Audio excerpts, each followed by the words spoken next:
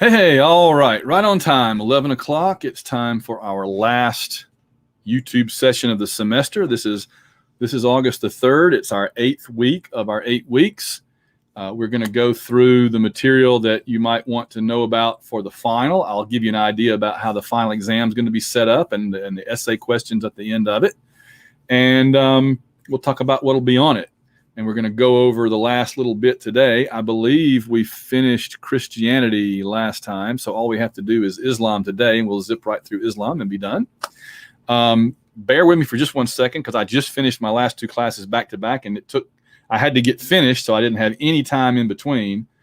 And so I want to just grab something to drink right around the corner. I'll be right back. Bear with me. 1 second. Almost back. Just a second.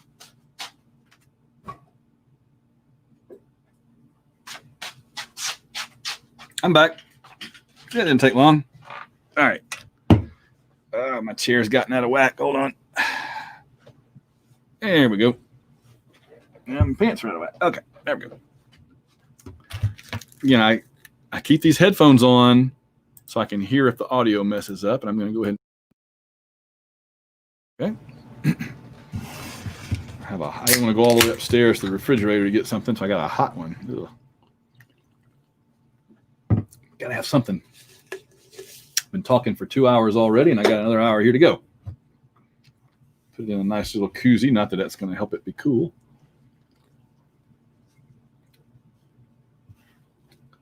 All right. So, first thing, let's make sure where you guys stand with regard to what's still to come. You know, what grades you still need to get.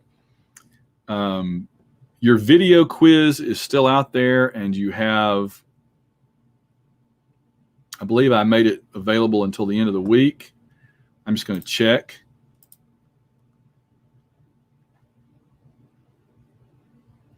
Yeah, midnight Friday.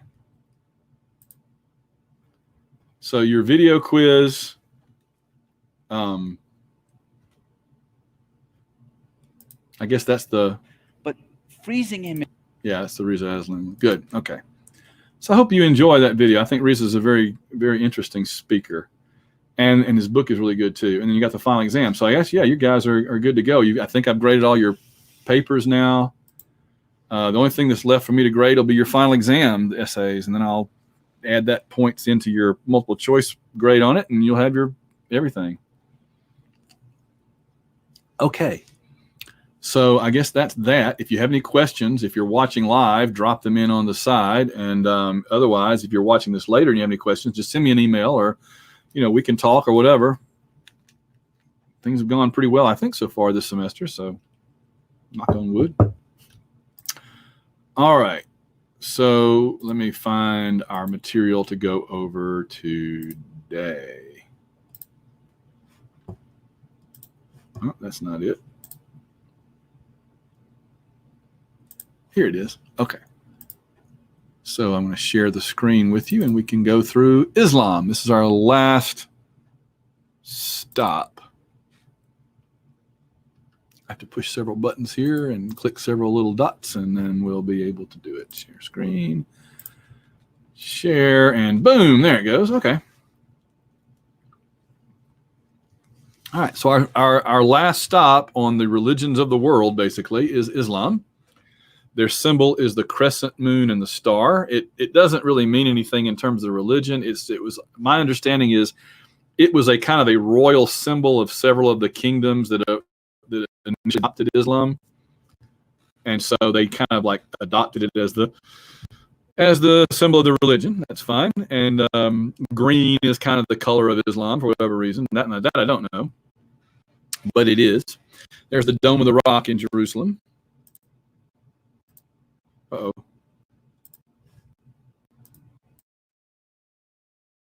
Sounded like the audio was messing up. Okay, so Islam really begins, as you probably know, in the Middle East, just like Judaism and Christianity did. All three are Middle Eastern religions. It begins in the little city of Mecca here. And there's Medina. That'll be important too. And it's going to sort of spread in the Arabian Peninsula and then spread beyond the Arabian Peninsula into North Africa, into Turkey, and across over here.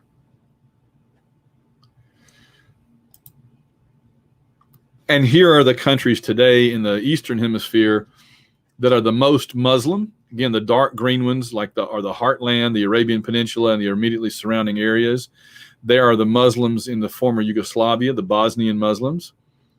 Mozambique has a few, I believe.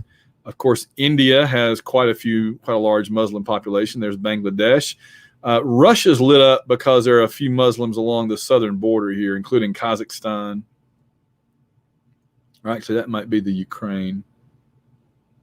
And then Malaysia and Indonesia are very Muslim as well, going back several hundred years. There are Muslims in the United States, quite a few spread around.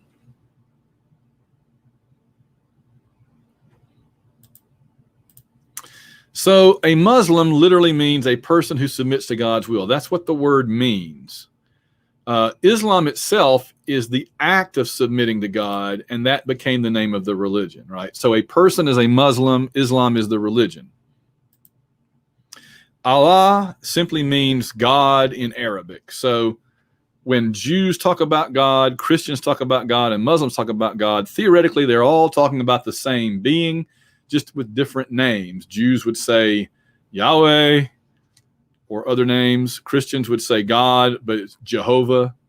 And Muslims would say Allah, but it's still, Allah literally means the God, so the one God. So same God, just different ways of interpreting him. All right, this is what Mecca looks like today. There's the Kaaba. We'll get to that in a minute. And this is the Great Mosque where people go make the pilgrimage to. And then up the hill from it, because here it is down here, up the hill from it is this brand new giant hotel conference center thing with a clock tower, so you know what time it is, time to pray, and this big fancy top and a searchlight and all that. So quite fancy. This is all built, I guess, on oil money from all the money that they've made drilling for oil in Saudi Arabia.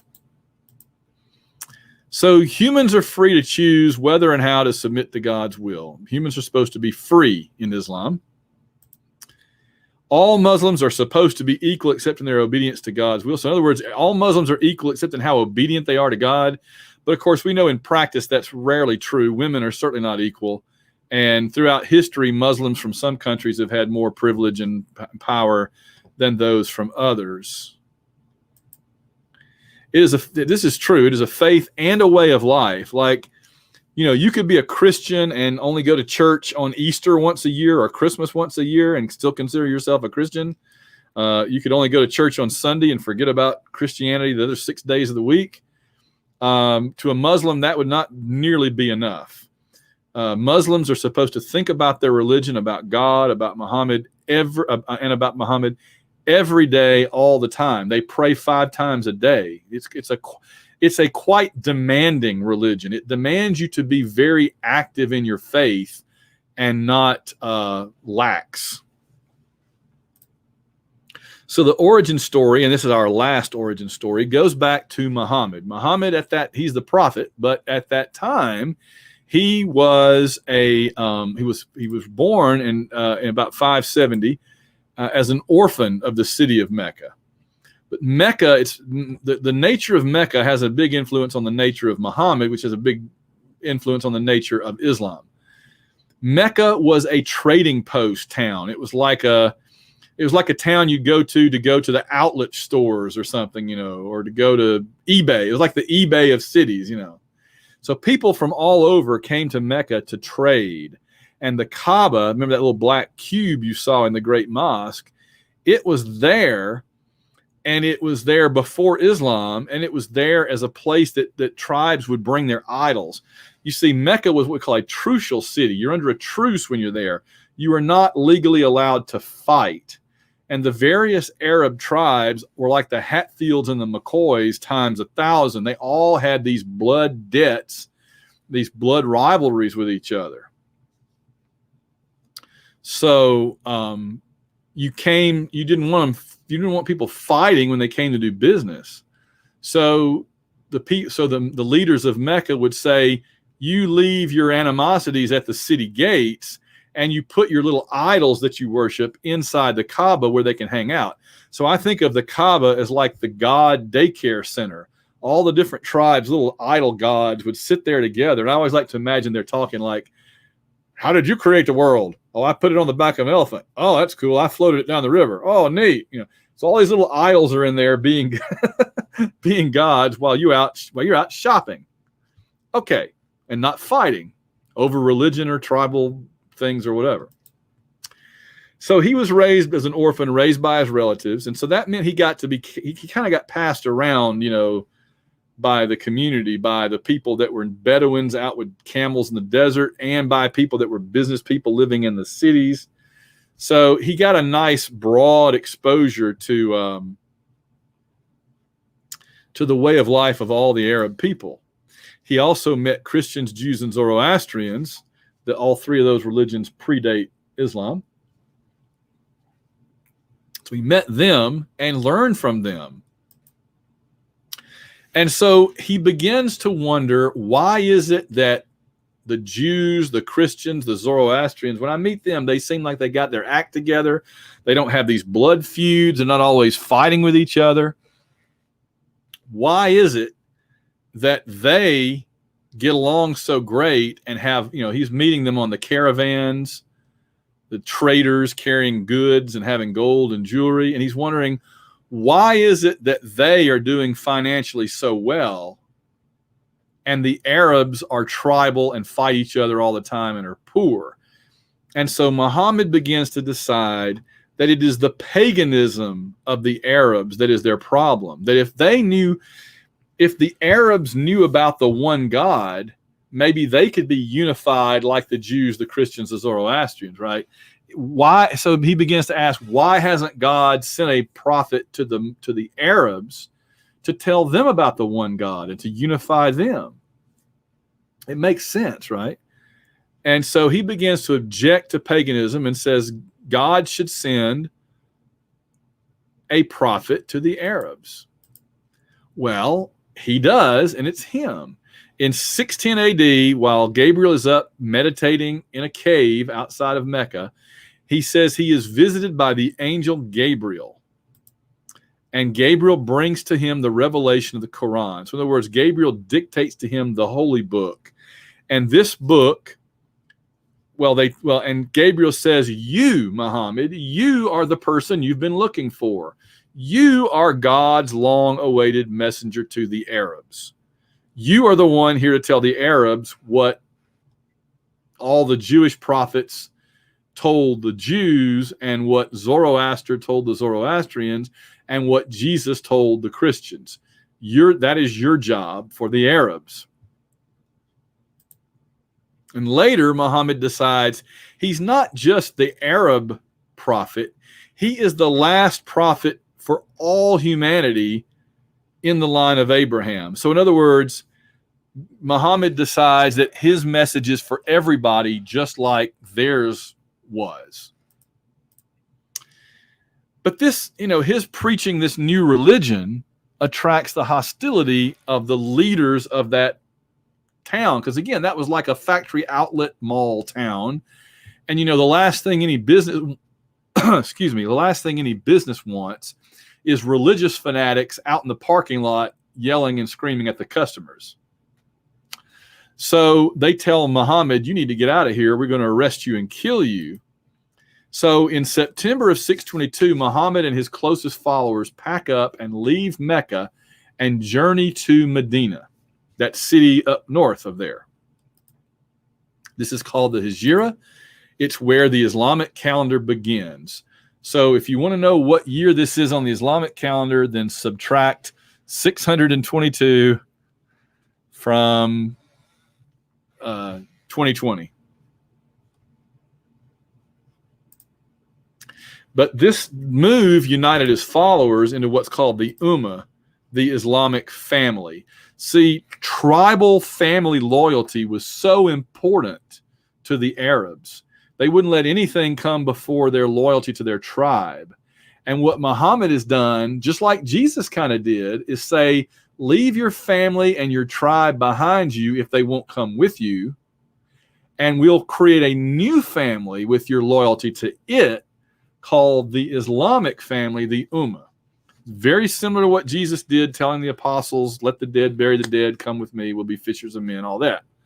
Right? Muhammad basically tells the Arabs, leave your tribe behind, leave those old loyalties behind, come with me, we'll have an Islamic family that deserves your loyalty more. There's the Kaaba with everybody praying in front of it. You don't worship the Kaaba. Muslims only worship God, period. Done. They don't even worship Muhammad. Muhammad was just a messenger. They highly honor and respect Muhammad, but he's not a god. So in 630, Muhammad comes back to Mecca with an army and conquers the city and then dies. Okay, the Quran, and that starts the spread of the empire. The Quran, Muhammad says, is God's perfect revelation. I mentioned this before when we talked about the Mormons, I believe, right? That when Joseph Smith had the revelation of the Book of Mormon from Moroni, he said, this is the third testament. Keep this with the first two, the Old Testament, the New Testament, and the Third Testament. So that's why Mormonism is considered a part of Christianity, because it retains everything from Christianity and just adds another book. Muhammad said, throw away your old books, whatever they may be. This is the only one you need. This is God's perfect revelation. You're not going to be a Jew with an extra book. You're not going to be a Christian with an extra book. You're going to be a Muslim, period. So it corrects the corruptions. He said it corrected other books. People say, well, if the Old Testament and the New Testament are also valid, well, they're not, according to him, but what's wrong with them? And, did God just give humans bad information? Why would he do that? And Muhammad said, no, God didn't do anything wrong. He's God. What happened was either there have been transcription errors over the centuries by translators writing things wrong, or the devil, right? The devil came in and wrote stuff in the Bible. And so the Quran gets rid of all that and is the perfect revelation, correcting the corruptions in the other books. It contains laws, stories from the past, and devotional pieces in the form of 114 chapters of rhymed prose. The Arabic language is very good at poetry. In fact, poetry is the Arab main participation event. They love poetry recitals and poetry competitions. They even do, and they did it back during Mecca. Imagine these rappers having rap battles where they'll each get a turn to kind of outdo the others, and brag about themselves and put down the others. That is exactly what the Arabs have been doing for 1,000 years or more. They have these, or 2,000 years. They have these battles where you would do poetry slams on each other and how great your tribe is and how bad that tribe is. And Muhammad was very good at this. He was a poet. Now, Muslims say the miracle of the Quran is not that Muhammad was a poet. They say the miracle of the Quran is that God gave the Quran to Muhammad when he was illiterate. He could memorize this stuff and recite it, but he couldn't read. But yet he produced the Quran. That's the miracle of Muhammad. Okay. So 114. So Arabic lends itself to this kind of thing. But I always say the hardest thing to translate, it's hard enough to translate something from one language to another. What's infinitely harder is translating poetry from one language to another, right? Because, with poetry, you don't just have the meaning of the words, you also have the sounds, the cadence, the rhyming structure, perhaps, the rhythm. And so when you take poetry and you translate it to another language, you alter the sounds and the cadence and the structure. I've always said that poets are amazingly talented, but who are really talented are poetry translators, because they are somehow able to preserve some portion of the original meaning and sound while restating it in an entirely different language. That's impressive to me. What I'm getting at here, though, is the Quran is presented in Arabic as a poem. So it's extremely hard to translate. You can translate it, it just doesn't sound like a poem anymore.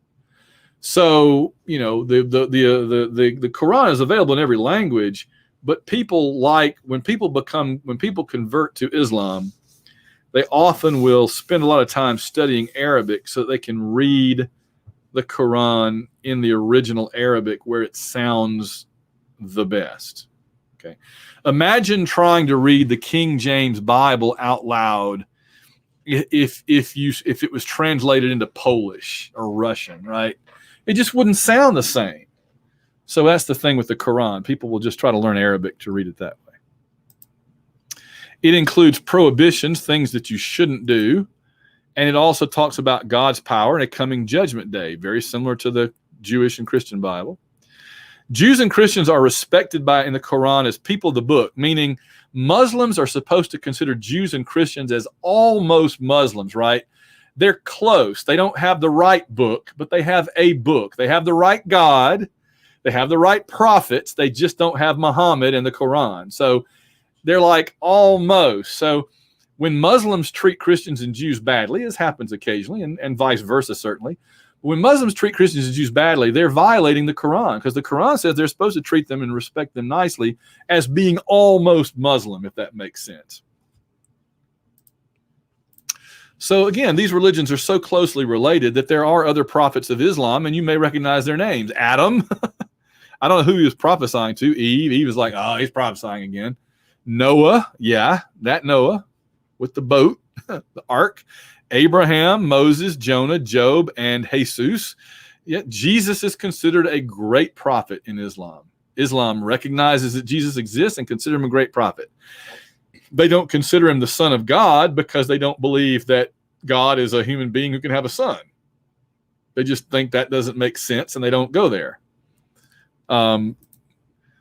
They agree that Jesus was born of the Virgin Mary, and that was one of the things that contributed to him being a great prophet for humanity. They agree that Jesus will return. I think they also think Muhammad will return. But they deny that Jesus was crucified, and they deny he was the Son of God. So the reason for that is, obviously they deny he's the Son of God. If you believe Jesus is the Son of God, poof, you're a Christian. That's done. They deny he was crucified because they believe he ascended to heaven with God, and if he had been crucified, they think he'd be dead and he wouldn't be able to ascend and come back. So it's kind of tricky there. So Muslims believe in a coming end of the world judgment day where the living will join those already dead to be judged for their acts in life. They view heaven, or paradise as they call it, as a shaded garden. Of course, Arabs would consider, and again, Arabs founded all this. Many other types of people are Muslims today, but this is all comes from the Arabian culture, most of it. Of course, what is an Arab a Bedouin going to think is paradise, but not being in the sun and having water? So fountains, food and water, and of course, plentiful virgins. They're big on that. So you get 72 perpetual virgins when you die as a Muslim. Now, I'm not sure that women get 72 perpetual virgin men. I'm not sure how that quite works, but as I've said to you from the very beginning, all religions to one degree or another are sexist, and this is no different. You find peace and harmony in the presence of God, just like in Christianity and Judaism. Hell, of course, is filled with torment, just like Judaism and Christianity and Zoroastrianism. I love this picture. This is a classical representation of what Muslims think a Muslim man thinks he's going to find in paradise. Here he is, breathing his last breath, while in the smoke of his hookah pipe, he sees himself reborn in heaven, in paradise, as a young man with naked women hanging all over him, playing the tambourine. And this dude better stay out of my garden. I've got my 72 virgins. You go hang out with your 72, not over here. And this guy too, I hope that's not my virgin you're messing around with. Get out of here. All right. Islam, one interesting thing about Islam is it breaks down it breaks down its most important things you're supposed to do into what they call pillars.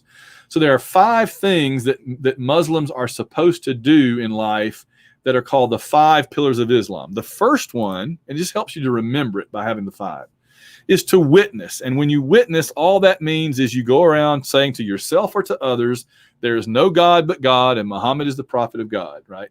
That's all you have to do. It's like saying the Apostles' Creed to yourself as a Christian. You're reconfirming to yourself or to others your beliefs. That's it. That's number 1 is witness. I like the I get hat. Number 2 is to worship. Means praying, but again, Islam demands more. So you have to pray 5 times a day, and you have to face Mecca and bow down, ritual prayer, touching your head to the ground. That's why they have the little mats, or in the mosque you have a nice carpet. You wash your hands, arms, feet, and face first. That goes back again to the Bedouins who were always out in the desert. They were getting dirty and sandy. And it was like, but when you go before God in prayer, you want to be clean and pure. And so they've reduced it to a ritual, or converted it to a ritual now, where Muslims, if they're not around like a nice mosque, they will have a little carpet, like a little rug that you roll up. You unroll that, and you put your knees down on that. It keeps your knees from getting, on the ground, and it protects your head when you bow down. And they'll have like a little bowl full of water, because it's a ritual. You're not actually taking a bath. You would just splash your hands in the water, and then kind of splash your hands, splash your face. And that's considered good enough, because in today's world, you're probably not filthy, 5 times a day, like if you're out fighting the camels and everything, animal husbandry. At noon on Friday, you worship at the mosque. So Islam has Friday, Judaism has Saturday, and Christianity has Sunday. How funny is that? And there's some scenes from a couple of, what a beautiful mosque that is. And see, the carpet is laid out so that you don't, instead of having, that dude's cheating, he's got some kind of a chair, but instead of having pews, you sit on the floor so you can just bend down, touch your head to the ground. And they've got it marked which direction is the direction of Mecca.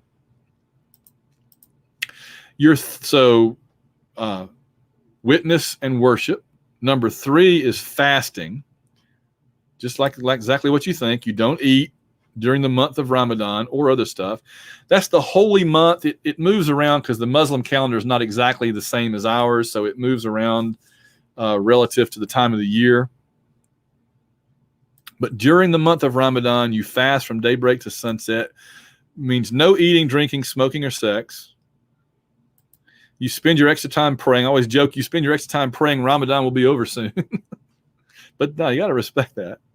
The one allowance they make is like if a woman is pregnant, she doesn't have to do this because it would be bad for the baby. Other than that, though, you're supposed to do this. The 4th pillar is tithing, or sharing, like tithing in church in the collection plate. You would give a specified share of income. So maybe you give, that's why I got the yawns. You give like 10% a month of your income or something like that, or property, to help the needy.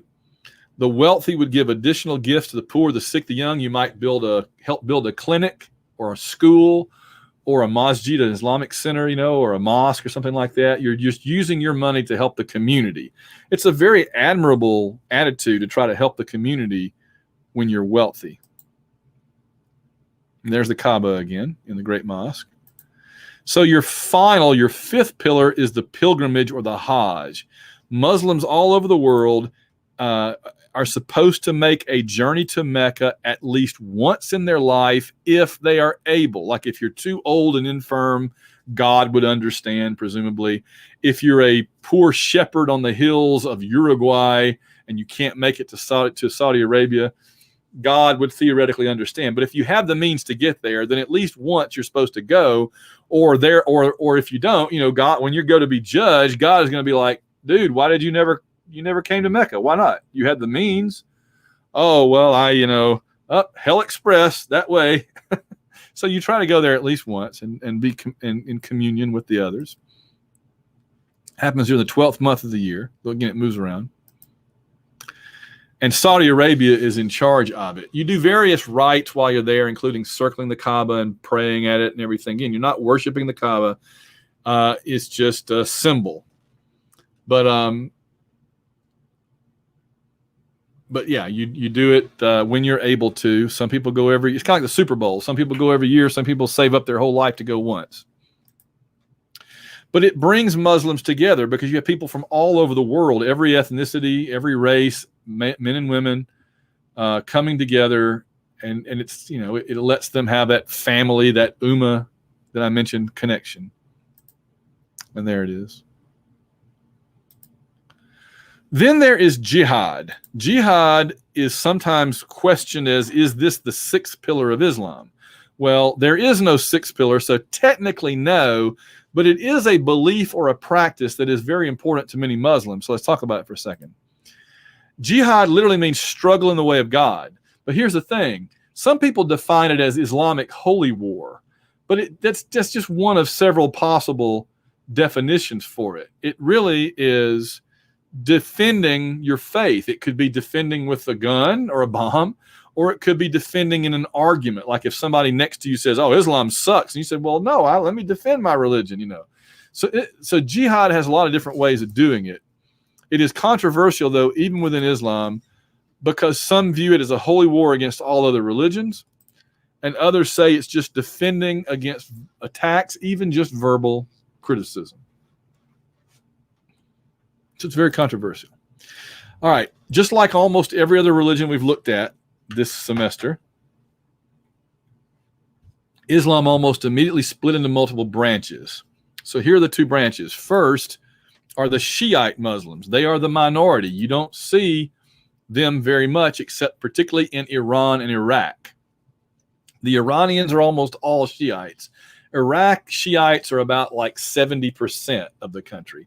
No other country has a majority of Shiites. Their thing is, after Muhammad died, they said we need to keep following Muhammad's relatives because they have something special going on. Kind of like the Mahayana Buddhists who thought that Buddha was a god, or special. The Shiites don't think Muhammad was a god, but they just think that his bloodline has something special and they should only follow his descendants. They are, again, the majority in just two countries, Iran and Iraq.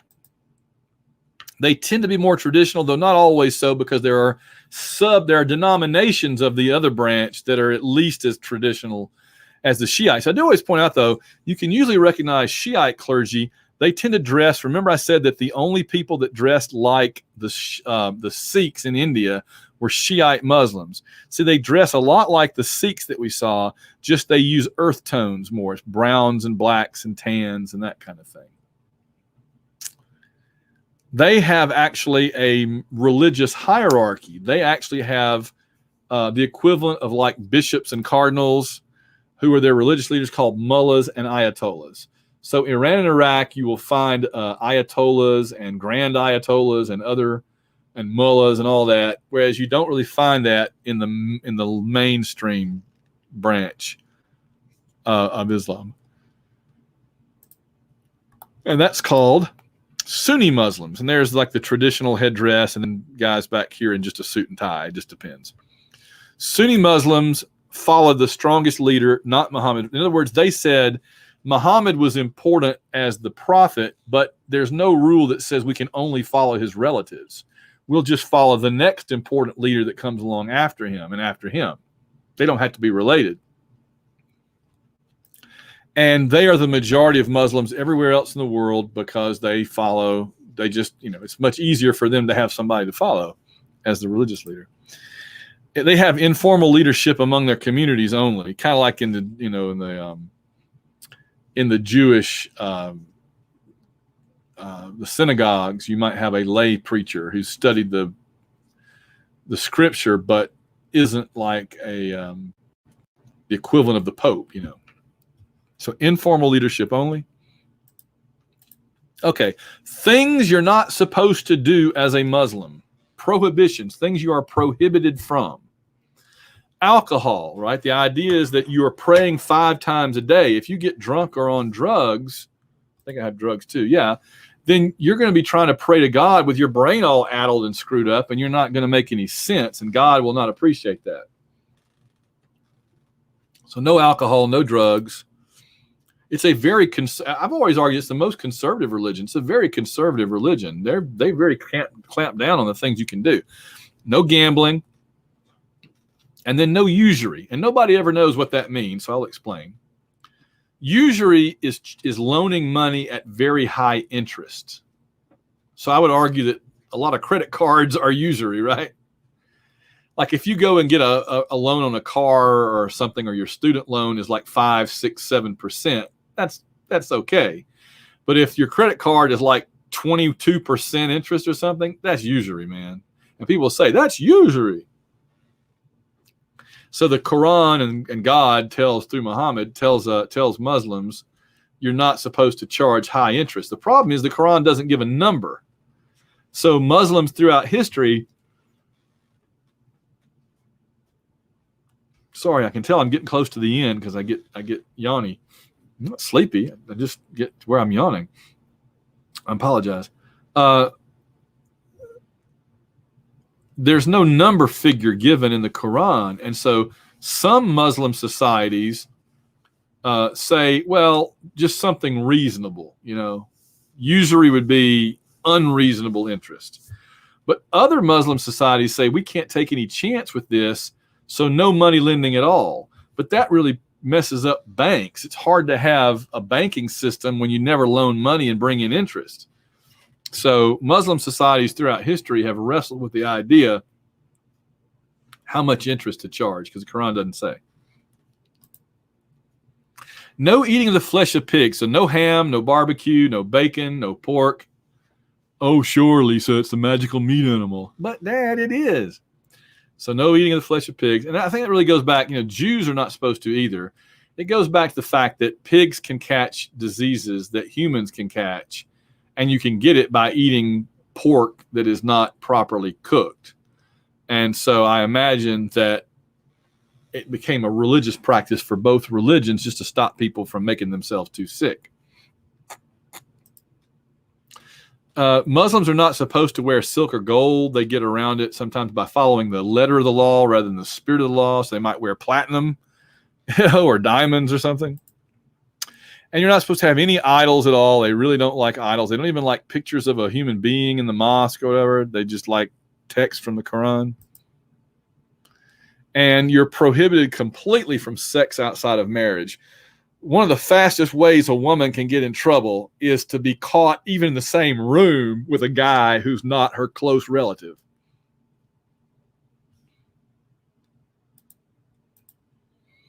They believe in separation of the sexes. Oh, did I read it? I'm sorry. I must have messed something up here. We already did that. Okay,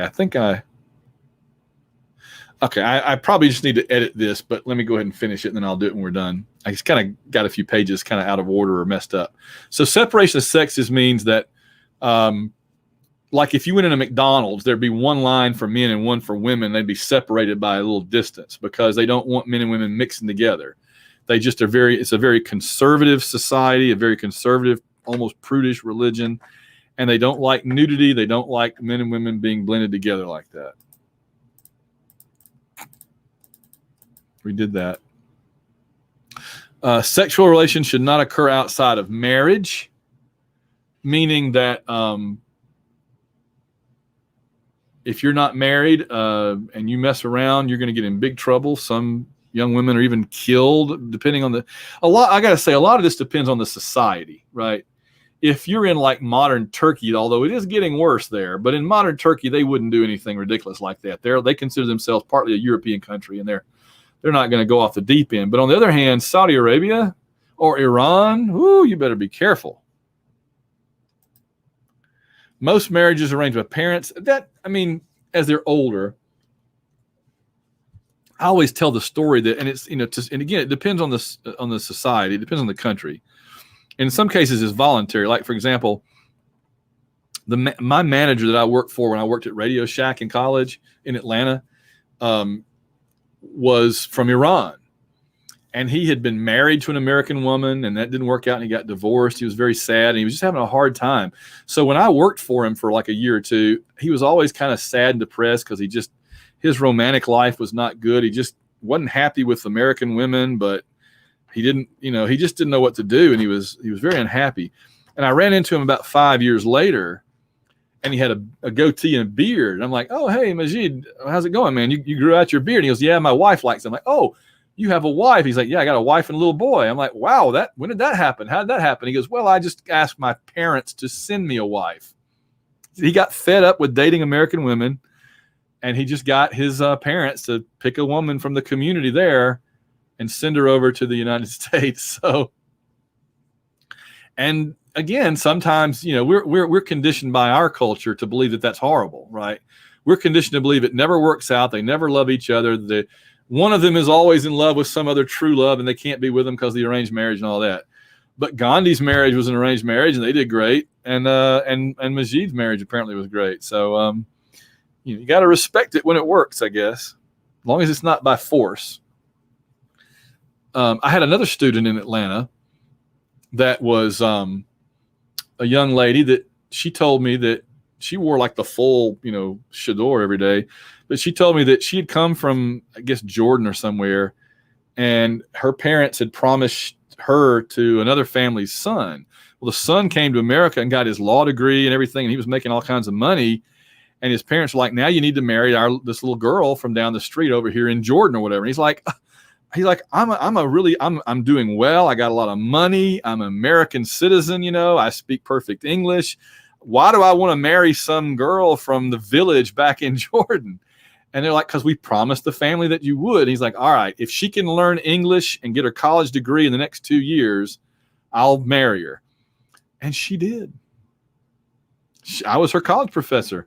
She spoke great English. And she told me, I said something to her, like I said, where did you come over from another country? She said, yeah, I came over from Jordan, whatever. And I said, well, you certainly speak English great. She says, I've just learned it in the last 2 years, and I'm getting my degree here. And I'm like, man, she told me that story, and I was just blown away. So again, sometimes it's sad, and it's like one of these stories where you want to rescue them. But other times, that's what they want. And it's quite the achievement. So respect, Varying rules about separation of sexes, again, depends on the country, and about the appropriate covering of women. You cover women because you don't want to tempt the men. In our society, it's the men's responsibility. If a woman wants to walk around in a bikini on the proper, in the proper environment, she has every right to do that, and it's the man's responsibility not to go, oh, right? The men's responsibility is to go, not stare at her, look away, whatever, not just gawk, not be rude. But in Islamic societies, it's the job of the woman not to present such a display for the man to tempt him, because it's viewed as the devil is in her, causing her to tempt the man to do sin. So it's her responsibility. It's her fault. Now, in our part of the world, of course, we mostly disagree with that kind of idea. We think the man needs to control himself. It's not his, business. It's not the woman's job to keep the man from, it's the man's job not to be a jerk or a criminal, right? We understand that, but that's different societies, different understandings of how people are supposed to act. But mostly Muslims are conservative. They want to dress modestly and avoid nudity. When I was the head of the Model United Nations in Auburn, we would get information from countries all over the world, from their embassies, to help us simulate them. And I remember a Muslim country in the like the Maldives, maybe in the Indian Ocean, they really, really want tourism, but they don't want people running around in swimsuits and stuff. It's against their Islamic faith. And so they sent us a travel brochure, and it showed like it showed like a white couple that clearly had money, right, on the beach. But instead of in swimsuits, the man is in like slacks and a polo shirt, and the woman is in a dress that goes all the way to her ankles. I'm thinking, man, if I'm going to go all the way around the world to the Maldives to go to the beach, I'm not going to want to wear slacks, and she's not going to want to wear a full-length ballroom dress, basically. So it's just, every society is different. And I mentioned the social reasons for covering women is to protect them from men. Boom. All right. So that's all I'm going to talk about with Islam. You can certainly read the textbook for anything else that you don't No. Oh, I am going to tell you really quickly what to look for on the test. I think you're going to have 50, maybe even 60 multiple choice questions. So be ready for that from these three sections, from Judaism, Christianity, and Islam. So you'll have about 20 from each, more or less. And that seems fair. And then I'm going to tell you what to look for on your essay. Just got to find it. Okay. So you will only do one essay, but you'll have three options, okay, to choose from. And I'm going to give you the basic idea of each of the three, not the actual question, but the basic idea, so you can think about how you want to prepare for one of these. So one of your options is the Jewish conception of God, right? We talked about how the different prophets saw God. Where was he? What was he? How did he move around? All that, right? So one of them is Jewish conceptions of God. Your second option is the most important people in the history of Christianity that we talked about. We talked about Jesus, but we also talked about a couple of other really, really important people that had a lot to do with the beginnings and the spread of Christianity. And your third option is Islam itself, kind of a compare and contrast. Excuse me, got the hiccups now. I'm going from yawning to hiccups. I'm having a hard day.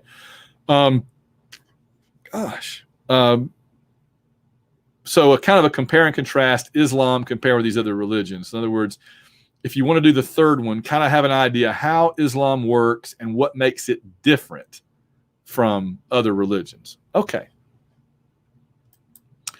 All right. So that is, I thought we would get through pretty quickly. That is our final session. I hope you got something out of this summer. We will be back together, some of us, if you're not graduating or whatever. We'll be back with fall semester in 2 weeks from today. Fall semester starts on August 17th, and it'll be wrapping up. I think after Thanksgiving, we wrap up online. But up until Thanksgiving, we'll be dividing the classes in half. So if you are in one of my fall classes, I will see you in person soon. Half the class will come one day, half will come the other. And we'll see how that goes. Okay? So have a good rest of the summer. And if I see you this fall, I'll see you then. Otherwise, take care.